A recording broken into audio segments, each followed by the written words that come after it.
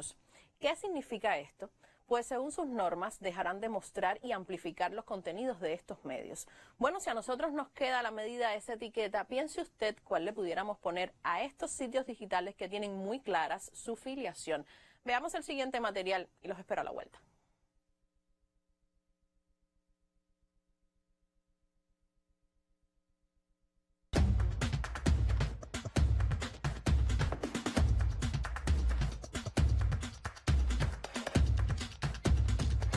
We now have something at our disposal that is 50 times more powerful than broadcast television or radio, and that's the internet and the World Wide Web, just simply giving access and capacity to the World Wide Web. And I think we should study how we can and really work on a proposal where we use the whole concept of broadcasting to Cuba and that whole effort that's there. Nosotros tenemos una visión confrontativa. Sacar de la anestesia propagandística a miles de ciudadanos. Generar estado de molestia con la realidad, con las cosas que están pasando en el país.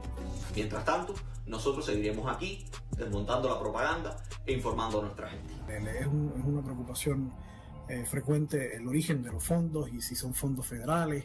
A mí me parece, y debo decirlo con total honestidad, que es una postura cínica que desvía la discusión. Las historias que están contando están de alguna manera en consonancia con los intereses que tienen los americanos. El 25 de agosto en Buenos Aires, la conferencia para innovar en los medios más importantes de América Latina recibiría entre sus participantes a miembros del sitio digital El Toque, uno más de los espacios digitales creados para incidir en la opinión pública en Cuba, sobre todo en comunicadores y creadores. Una capacitación para aprender a hacer gráficos a partir de herramientas digitales como Flourish, analizar bases de datos, limpieza de bases de datos, convertir datos brutos en datos que se puedan modificar, es decir, convertir los datos en información estructurada. Un poco de visualización de datos, digitalización de datos, curaduría de datos. El curso que pasamos ayer en la directa, Hassan dejó claro que eran fondos federales del gobierno de los Estados Unidos. Dieron una laptop marca HP y un móvil Samsung. Nos ponían una recarga todos los meses y bueno, recibíamos un estipendio de $100 mensuales. Como resultado del curso pretendíamos participar en un evento de medios, de innovación de medios en América Latina que se llama el Media Party. El Toque forma parte de un conjunto de plataformas digitales creadas en 2014 por el gobierno de los Estados Unidos para influir en el escenario cubano. A través de sus agencias, organizaciones no gubernamentales e instituciones de otros países que utilizan como subcontratistas, fomentaron un entramado de medios para el nuevo escenario tecnológico. Ante la realidad de una contrarrevolución interna, desarticulada y con poca capacidad de acción, las últimas administraciones estadounidenses han apostado por la creación de un frente comunicacional. De posturas políticamente ambiguas y no confrontacionales en sus inicios, estos medios de prensa han mutado a un discurso de abierta oposición al Estado y gobierno cubano. Ahora se ha convertido en una guerra abierta, explícita y pública contra el enemigo. En total concordancia con la comunicación política de la Casa Blanca, los voceros del Toque satanizan las ideas asociadas al comunismo, el socialismo o la izquierda en sentido general, tal como lo hiciera la CIA contra la URSS y los países del campo socialista en décadas pasadas. El Toque se caracteriza por una línea editorial contestataria con el gobierno cubano. Generar un cambio en el país, en la sociedad. Porque lo primero que manda la política totalitaria es a deshumanizar, a barbarizar. No nos ocultamos en decir que nosotros recibimos y trabajamos con organizaciones internacionales como el International Center for Journalists. Pero, ¿quién sustenta y cómo opera el International Center for Journalists? El Centro Internacional para Periodistas, por su nombre en español, es una organización estadounidense que tiene entre sus fines ofrecer premios y capacitación a profesionales del gremio. Detrás de esta fachada se enmascaran mecanismos para atentar contra la estabilidad política de la isla caribeña. El ICFJ recibe financiamiento directo de la Agencia de Estados Unidos para el Desarrollo Internacional y del Fondo Nacional para la Democracia. Uno de sus funcionarios, Patricio Provitina, fue parte del programa Cuba de esta última institución. Es público que recibe en colaboración de la NEP, que se dedica a dar fondos a diferentes proyectos. Desde su creación, la NET ejecuta acciones encubiertas de la Agencia Central de Inteligencia de Estados Unidos. Con fondos del Congreso de esa nación financia a organizaciones no gubernamentales en todo el mundo con el propósito de incidir en los países que no responden a los intereses de Washington. Según estudios públicos sobre el tema, el dispositivo de la NET para sus operaciones en todo el mundo está instaurado bajo la autoridad del Consejo de Seguridad Nacional de Estados Unidos. Fondos provenientes de la Agencia Estadounidense de Ayuda Internacional, USAID, transitan por la NET sin aparecer en su presupuesto para evitar visibilizar su relación con el gobierno. Por otra parte, las sumas provenientes de la CIA llegan a las arcas de la NET a través de fundaciones internacionales. En este ciclo se inscriben también los programas para Cuba. Tan solo en 2021, el Fondo Nacional para la Democracia destinó más de 6 millones a la subversión en el país. El 49,3% de esa suma se destina a actividades que responden a la libertad de información, tal como la concibe Washington en su visión de democracia. Comencé a trabajar como tal en el toque en el mes de abril del 2022. A partir del mes de abril comencé a cobrar $200 por cada uno de los, por los trabajos que publicaba al mes. Mensual mi salario era de $200. Sigue siendo 200 USD. Me pagaban directamente a mi tarjeta, MLC. Hemos venido trabajando en financiamientos que vienen directamente del toque, alrededor de $5,000 al año. Ahora mismo uno de los financiadores es la Open Society, que es bastante reciente. El ICFJ opera como uno de los rostros del intervencionismo en la esfera comunicacional, a través de apoyo económico, logístico y académico a miembros de plataformas como El Toque. Busca profesionalizar cada vez más la comunicación contra el gobierno cubano, perfeccionar los contenidos y conectar con los públicos en las plataformas digitales es el primer paso para generar escenarios de confrontación al interior del país. Por el 2 es una publicación de humor gráfico, social y político que busca de alguna manera, a través del humor político y la gráfica, posicionar la agenda mediática de temas que están en cierto grado confrontados con los medios oficiales del Estado. En los últimos meses, El Toque ha incluido entre sus contenidos informativos una tasa para la venta de divisas en el país, acopiando información que antes se encontraba dispersa en páginas de compraventa, grupos de Facebook y canales de Telegram. La centraliza diariamente en una publicación, La Tasa del Toque, una práctica similar a la del sitio web Dollar Today, dirigida desde Estados Unidos para impactar en la economía venezolana.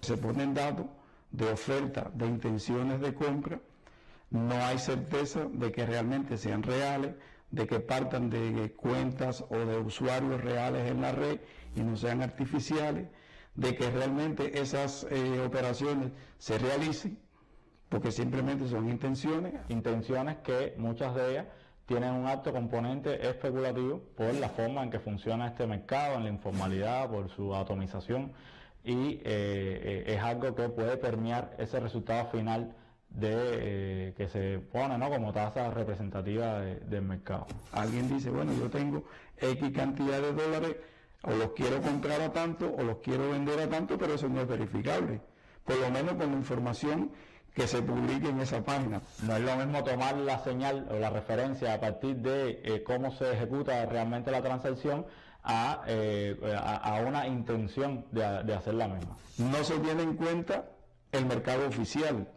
El nuevo mercado cambiario que creó el país no se tiene en cuenta, y además no se tienen en cuenta las operaciones que se hacen persona a persona en efectivo, y todo eso sí influye. Los niveles de venta que se realizan a la tasa oficial tampoco están incluidos y no se ponderan dentro de esa tasa representativa.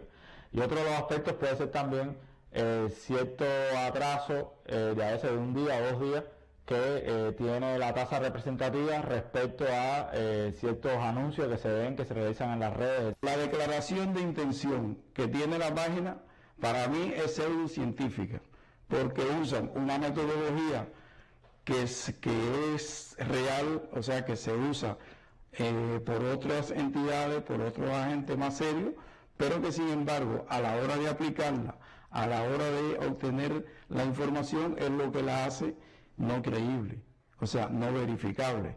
Usted no puede saber si de verdad son usuarios reales o es información inventada. Definitivamente, ser formador de expectativas implica cierto grado de influencia sobre las decisiones que toman las personas, ¿no? Al moverse en estos mercados informales o a la hora de comprar o vender divisas. Y entonces, bueno, si hay una intención marcada de crear caos o de generar caos en una economía o de inducir a las personas a que hay una crisis cambiaria o a inducirlo a tomar otro tipo de decisiones, bueno, eso siempre va a ser explotado, ¿no? Por los enemigos para hacer su papel, ¿no? El manejo de las expectativas es parte de la forma de hacer política y de hacer política monetaria también. Como otros sitios financiados desde el exterior, el toque tiene un papel activo en el respaldo de campañas de desinformación contra Cuba que incluyen el intento de legitimar a contrarrevolucionarios, la incitación a la desobediencia civil, el boicot económico y cultural, así como el condicionamiento negativo de la opinión pública internacional. No es muy difícil identificar esta intencionalidad en contra del proyecto cubano, en contra del socialismo cubano, de las acciones que se realizan en nuestro país, también intencionado para distintos sectores en función de las necesidades de la gente, en función de las necesidades de los estudiantes, y entonces esto se canaliza también con una intencionalidad política marcada en contra del proceso revolucionario. Ellos buscan estos problemas asociados a la crisis que experimenta el sistema electroenergético nacional, la situación de déficit de determinados insumos básicos para la población, pero sobre todo profundizando en la idea de una fractura del consenso social y de que hay una división ya irreconciliable entre dirigentes y dirigidos, entre el pueblo y la dirección del país. Creo que las líneas de mensaje de estos medios van fundamentalmente asociadas a profundizar esa idea y a crear una imagen precisamente en función del discurso de que somos un Estado fallido, de que todo es ineficiencia, de que nada funciona. Información y análisis, videos, podcasts, fotografías, ilustraciones, cómics, transmisiones en vivo son las herramientas para incidir en el público cubano. Pero uno identifica a veces cómo a partir de determinadas líneas, de determinadas expresiones de funcionarios norteamericanos, estos medios comienzan a articular un discurso en función de eso. Y uno percibe también que toda esta red de medios está profundamente conectada y está articulada, porque en las líneas de mensaje, los discursos que defienden son los mismos para todos, con algunos matices, con algunas diferencias, algunas variaciones, pero la esencia de todos los discursos son lo mismo. Asimismo, trabajan de forma activa con otras organizaciones que también reciben fondos del gobierno de Estados Unidos para la subversión contra Cuba. La Organización Internacional de Fact-Checking también, o sea, la Red Internacional de Fact-Checking, sería la International Fact-Checking Network, también otros proyectos como Conecta. Haciendo énfasis en la vertiente emocional de los contenidos, el toque insiste en redireccionar el debate en las redes sociales para convertirlas en un lugar de expresión antigubernamental. ¿No? Incidir en las personas a través de las redes es la manera ahora más fácil, más rápida y más atractiva, sobre todo para el público joven, que generalmente interactúa mucho en estos medios digitales y le atrae mucho toda la información que se da a través de las redes. Pienso que buscan legitimidad en el discurso a partir de eso, de anclarse de las necesidades reales de las personas, de las dificultades reales que estamos atravesando en Cuba, pero que en realidad no representa a esas necesidades de los ciudadanos. Más de que la realidad que ellos ponen no es tan difícil de identificar. Difícil es analizar lo que hay detrás de esa realidad. Ni alternativos ni independientes. La agenda de estos medios responde a los intereses de quien los sustenta, el gobierno de Estados Unidos, y a un objetivo: derrocar a la revolución cubana.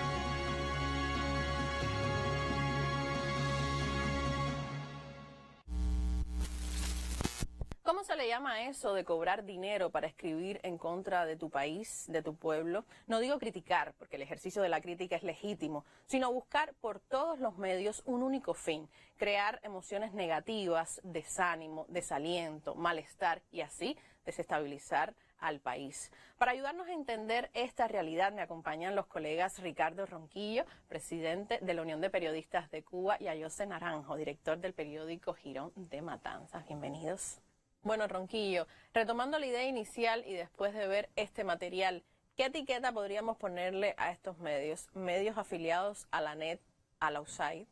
Mira, evidentemente ellos son medios afiliados al gobierno de Estados Unidos, eso no cabe duda. Ahora, a mí me gustaría hacer una diferenciación entre el medio como tal y los que trabajan en el medio. Esto a alguien le puede parecer contradictorio, pero me gustaría, porque hay fenómenos que no tienen respuestas sencillas. Estoy pensando ahora en un libro muy interesante que se presentó en Cuba en algún momento, que se llama La CIA y la Guerra Fría Cultural. Es un libro muy revelador de cómo esto que está pasando ahora en Cuba, ¿no?, se ha hecho ya en otras partes del mundo, como puede haber sido en el derrocamiento de los proyectos socialistas en Europa del Este y de la URSS.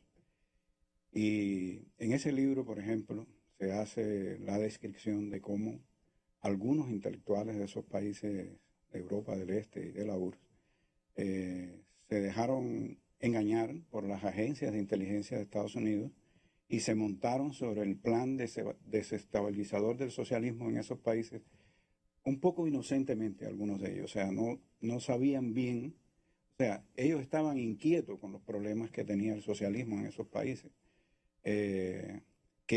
Algunos de ellos tenían buenas intenciones, estaban empeñados en reformar el socialismo, en cambiar las reglas sobre las cuales había funcionado el socialismo en esos países, y sin embargo, en ese intento de tener un espacio para buscar la transformación de ese socialismo, se dejaron arrastrar por las campañas de tergiversación de los países occidentales, especialmente de Estados Unidos. Y hubo todo un plan manipulador que involucró a importantísimos intelectuales de los países de la Europa del Este y de la URSS. Aquí yo diría que en Cuba pudiera estar pasando lo mismo. O sea, aquí estamos viendo que se involucran en estos medios a veces muchachos muy jóvenes que pueden estar de cierta manera, vamos a decir, arrastrados por una campaña de idealización del modelo de prensa burgués, del modelo de prensa capitalista, que por supuesto eso entra por los poros de las redes sociales y de las plataformas transnacionales. Puede haber gente que se deja arrastrar a estos proyectos por la propia situación del país. Es un país que está viviendo una situación muy difícil, muy compleja. Estamos viviendo una crisis combinada en las que sobre la familia, sobre la gente, están impactando una multiplicidad de problemas que no tienen respuestas sencillas y que por lo tanto hace que alguna gente pueda en algún momento dudar, pueda tener confusión, pueda tener problemas para apreciar certeramente la realidad. Y en medio de todo eso, por supuesto, esta brutal campaña de tergiversación y de manipulación desde Estados Unidos que influye en todas partes, influye hasta en los formadores a veces de los estudiantes, porque por eso te decía que no le podemos dar respuestas sencillas. Si somos revolucionarios, si somos marxistas, si somos personas conscientes de la realidad que tiene el país, son fenómenos que merecen análisis y apreciaciones más profundas, más complejas. y no por gusto nosotros en los últimos años hemos estado promoviendo el análisis de, por ejemplo, del modelo de prensa de nuestro país, de las deficiencias que puede haber tenido ese modelo de prensa, que en algunos casos también condujeron a que algunos de estos jóvenes sintieran que no encontraban su espacio de realización profesional y personal en el modelo de prensa en algunos medios, porque no se puede. También hay un estereotipo del tipo de prensa que hay en Cuba, del tipo de modelo de prensa que hay en Cuba. Se quiere homogeneizar a todos los medios, decir que todos los medios son iguales, que ningún medio en Cuba ejerce la crítica, que ningún medio en Cuba tiene programas de participación y de análisis de la realidad, lo cual es una mentira, una falacia tremenda, porque vengo ahora, estoy recorriendo el país ahora, estamos haciendo el proceso del Congreso de la UPEC, acabo de estar en Villa Clara y me llevaron a ver un programa extraordinario que se está haciendo allí entre la radio y la televisión de análisis de los problemas de la realidad en el territorio villaclareño, con periodistas que ya tienen un reconocimiento, porque además los medios del territorio tienen ya, vamos a decir, una tradición de abordaje de los problemas de la realidad y de abordaje de los problemas de la realidad con honestidad, con sinceridad.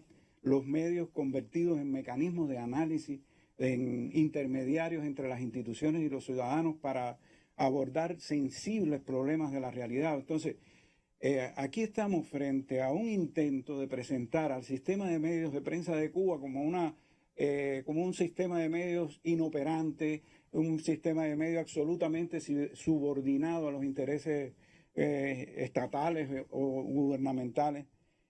Y eso no es así. En realidad, somos un sistema de prensa revolucionario. Eso sí no lo podemos negar de ninguna manera.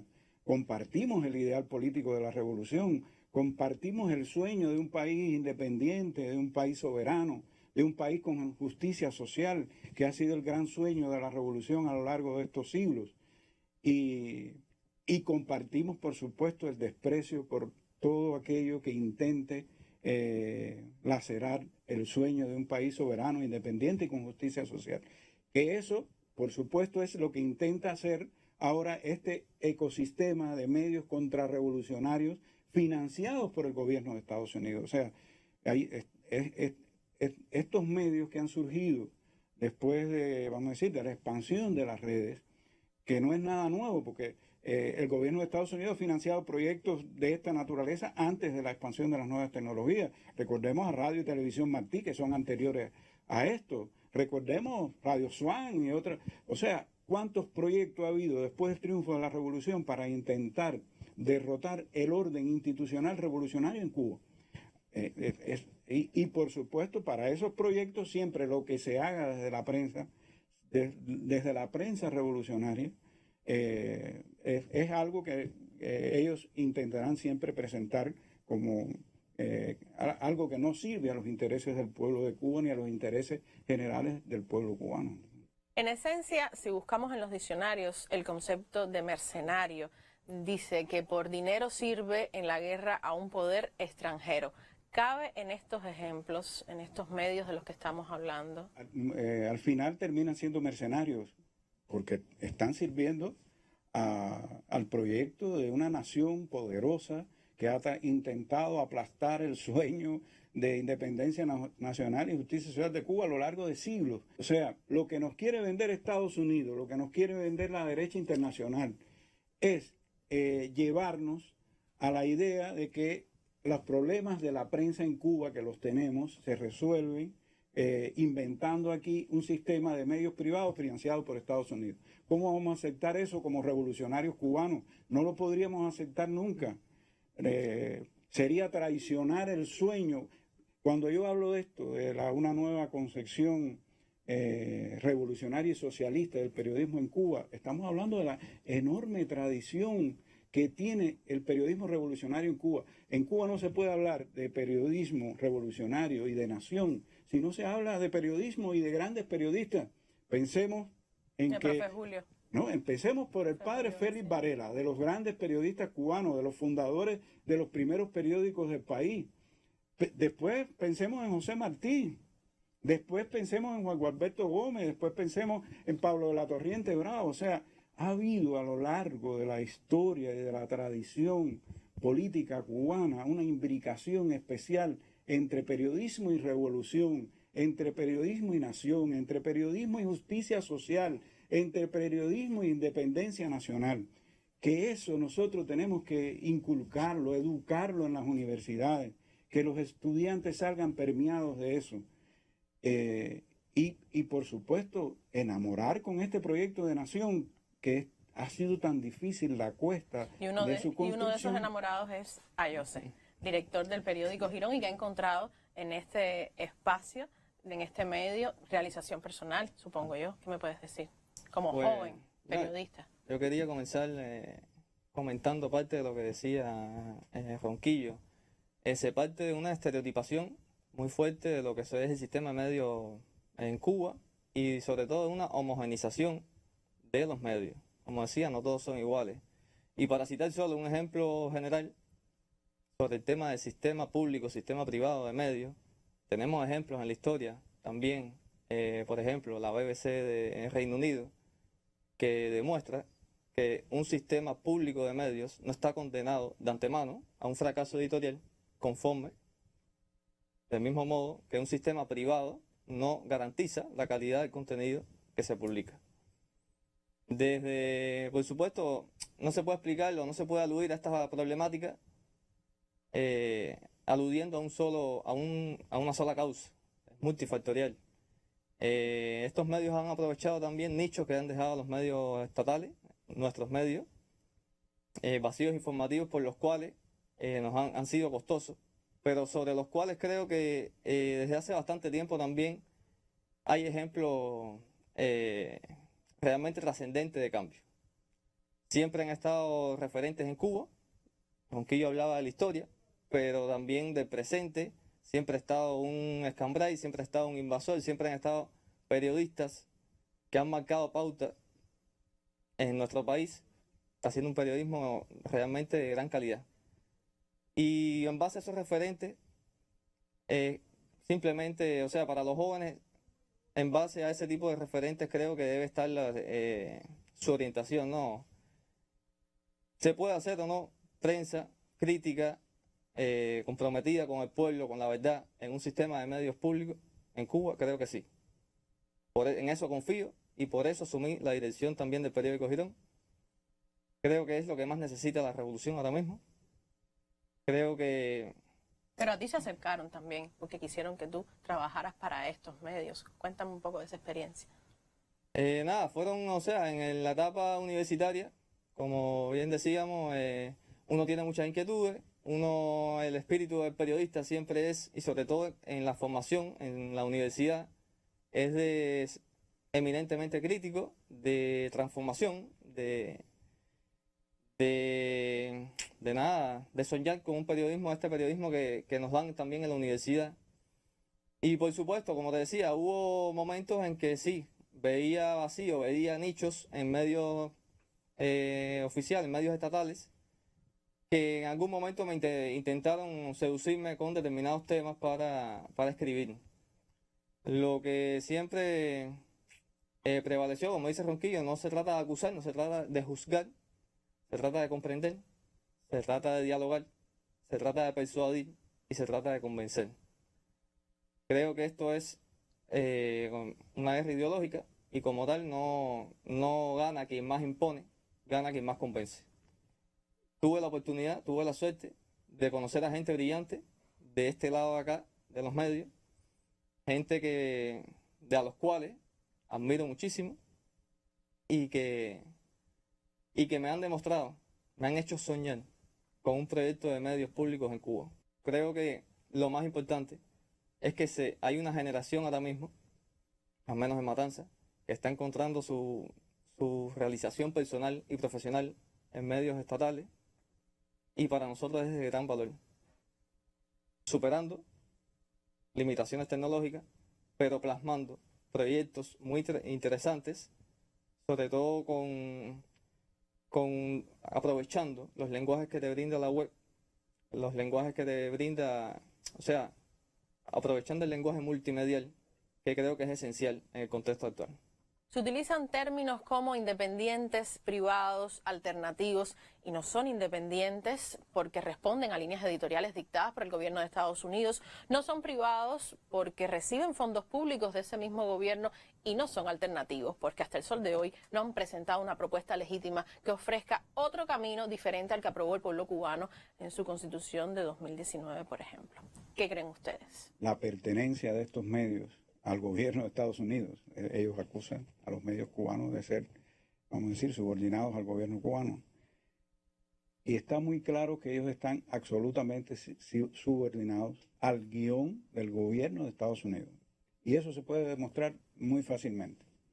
Preguntémonos, por ejemplo, por qué exactamente en este momento aparece en el toque, después de la reforma monetaria y cambiaria en Cuba, un espacio para dar las mediciones de la evolución del precio del dólar en el mercado cambiario cubano. O sea, ¿por qué aparece eso en estos momentos? ¿Y a qué se nos parece eso en experiencias anteriores? O sea, ocurre la reforma monetaria, el país está tratando de superar los problemas que esa reforma monetaria generó en el país y de momento aparece eso en el toque. Qué casualidad, qué momento más curioso, más preciso para que aparezca precisamente en el toque un análisis de esa naturaleza. Eso lo podríamos comparar con lo que pasó en Venezuela, con el famoso Dollar Today, y cómo se trató de utilizar la hiperinflación, que es un problema clásico de la economía venezolana, que aquí se trató de agregarle una inflación artificial para hacer explotar al gobierno bolivariano. Es la misma fórmula aplicada para Cuba. Lo otro que podríamos preguntarnos sobre este ecosistema de medios contrarrevolucionarios es ¿por qué nunca aparece o casi nunca aparece en los fundamentos del análisis que ellos hacen de la realidad cubana el tema del bloqueo de Estados Unidos contra Cuba y el peso determinante del bloqueo en la situación interna de Cuba? Habría que preguntarse por qué ellos ignoran eso mientras el gobierno de Estados Unidos recrudece el bloqueo contra Cuba. O sea, el gobierno de Estados Unidos recrudece el bloqueo contra Cuba, eso le genera más situación de escasez, de dificultades a la vida del pueblo cubano, y entonces en la política supuestamente editorial de estos medios, inmediatamente, ¿qué es lo que hace? En vez de reconocer el peso que el bloqueo tiene sobre la situación interna de Cuba, lo que hacen es trasladarle las consecuencias de ese bloqueo sobre la vida del cubano a una responsabilidad del gobierno cubano. O sea, todo se lo trasladan a la ineficacia supuesta del gobierno cubano. O sea, son muy claras las líneas que conectan el punto de vista del gobierno de Estados Unidos y el plan desestabilizador del gobierno de Estados Unidos y el proyecto de hacer, vamos a decir, colapsar a la revolución por el gobierno de Estados Unidos con las líneas editoriales que siguen casi todos los mensajes de este ecosistema de medios contrarrevolucionarios. O sea, ahí se ve muy claramente eso. Entonces, ¿a qué apuestan? Apuestan a un levantamiento popular en Cuba, apuestan a un estallido social en el país, apuestan a fomentar la irritación de la gente. Incluso llaman a que pase desde el punto de vista de la violencia, incluso incitan a la violencia. Incitan a la violencia, no solo a la violencia, estos medios son más discretos. Están los famosos youtubers y otros que sí incitan abiertamente a la generación de actos incluso de terrorismo en el país. Por ejemplo, algunos de estos medios son más discretos, quieren, vamos a decir, dar una sensación de mayor objetividad, intentan dar una sensación de mayor objetividad y hacen análisis que a cualquiera le podrían parecer más profundo. Pero cuando usted analiza el contenido de esas publicaciones, se percata perfectamente de que están ignorando algo que es básico de la línea imperialista contra Cuba, que es el bloqueo. O sea, el bloqueo nunca aparece como una de las variables de peso en el esquema de la situación cubana. Entonces, evidentemente, ahí está muy claro que ellos no quieren entrar en conflicto con el gobierno de Estados Unidos porque es el gobierno que está financiando a esas publicaciones. Entonces, cuando se miran las líneas, detenidamente las líneas, con toda honestidad, las líneas de estos medios contrarrevolucionarios, evidentemente se ven a las claras cuáles son las matrices de opinión del gobierno de Estados Unidos, las que el gobierno de Estados Unidos ha tratado de expandir sobre Cuba, que están todas ubicadas de alguna manera en sus análisis y vamos a decir, profundizaciones sobre la realidad cubana. En estos días se trata de implantar la etiqueta Estado fallido. ¿Cuál es la democracia que nos intentan imponer incluso desde estos propios medios? Evidentemente, cuando uno analiza, si cualquiera, no tiene que ser un gran especialista que haga un análisis de contenido, de cómo ellos hacen el análisis de la realidad cubana, se van a encontrar que en las líneas de mensaje de ellos están muy claramente las orientaciones del imperio sobre cómo tratar el tema cubano en esas publicaciones. De lo contrario, no estuvieran recibiendo el financiamiento del gobierno de Estados Unidos. Y por supuesto, esto a veces para vamos a decir, para la gente común les resulta más difícil entender esas sutilezas, pero si uno las busca detenidamente y las analiza profundamente, las va a encontrar muy claramente en el mensaje de estos medios contrarrevolucionarios. Y hay una línea muy clara, o sea, el gobierno de Estados Unidos, fíjate, es la línea general, yo diría, es la línea de la fractura de la unidad nacional en Cuba. El tema de la fractura del consenso nacional, el tema de la fractura de la confianza en la capacidad del país para afrontar la situación tan complicada que está viviendo el país. O sea, mientras desde Cuba los medios y las instituciones estamos gestionando la resistencia del país frente a una situación muy grave, frente a una situación muy difícil, frente a una situación que está golpeando cotidianamente la vida de la gente, estos medios contrarrevolucionarios están gestionando la irritación, el odio, el enfrentamiento entre cubanos, el desaliento, la desidia, el abandono de los valores patrióticos, de los valores morales, de los valores esenciales que dieron, vamos a decir, cuerpo a la lucha del pueblo cubano durante siglos por levantar un proyecto nacional liberador e independiente. Bueno, con estas ideas queremos cerrar este espacio por hoy. Ante todo, agradecer la compañía de ambos en este programa especial. Gracias a ti por invitarme. Muchísimas gracias. Sobre cómo funcionan estas falsas tasas monetarias y cómo las manejan volveremos muy pronto, ya usted lo veía en el material. Hasta entonces, cuídese mucho y solo confíe en lo que usted logra entender y comprobar. Chao.